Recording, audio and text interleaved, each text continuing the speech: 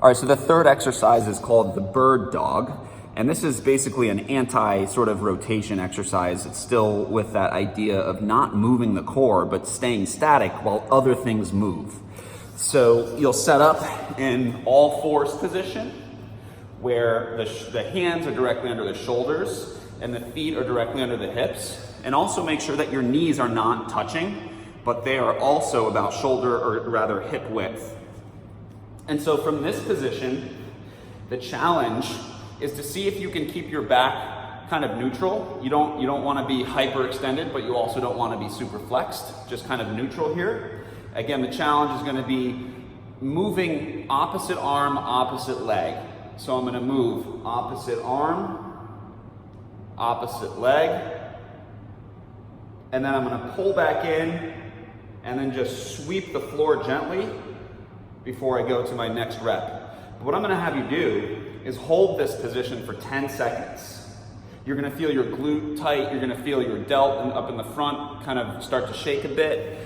And again, just from the front angle, I'm sweeping away from the floor and I'm moving only through my hip and my shoulder.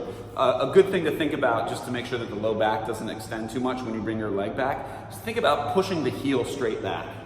So you're going to push the heel straight back, and that's going to help you keep from extending like that. We don't want any back stuff happening with it. So you can work on doing 2 to 3 reps with a 10-second hold each side, taking some rest and then going back and doing that for another couple of sets or so.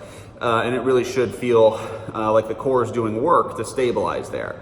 And that's exercise number 3. Before you do any of these exercises, I want you to do a couple of what we call cat-cows or cat-camels, where you're just taking your back through a little bit of greasing or warming up. So you'll do like probably no more than 2 sets of about 8 reps of the following. You're going to be in all fours position, starting with a neutral or relatively flat back, and you're just going to round and push through the floor, and just a tiny bit of extension here as well, moving primarily through the hip joint here. I flex, and then I extend, and that really kind of comes through the hips, and then it affects the back. So here's half of the cat-cow. Here's the second half of the cat-cow, where I come up into extension. So making sure you can actually create movement there is actually a good thing. I mean, the spine should move and you should have control over it. And then the core stuff is what helps you prevent injury, as far as making sure that you are able to brace during exercises and just life activity. So this is where we're gonna start. It'll be these videos plus what I give you written out for the specific sets and reps scenarios. Okay, cool.